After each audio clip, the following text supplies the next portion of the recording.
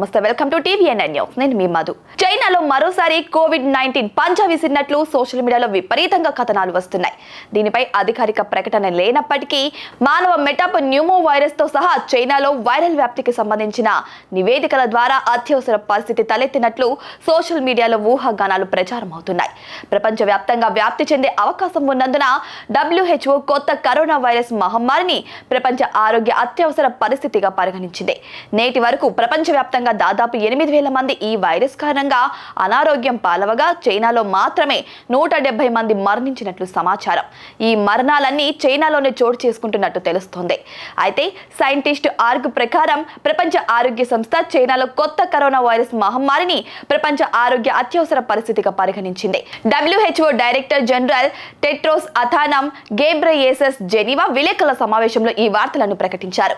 December 31, 2019న చైనాలో మొదటిసారిగా corona virus బయటపడినప్పటికీ కొత్త వైరస్ 18 వేర్వేరు దేశాలలో 7,834 మందికి సోకింది.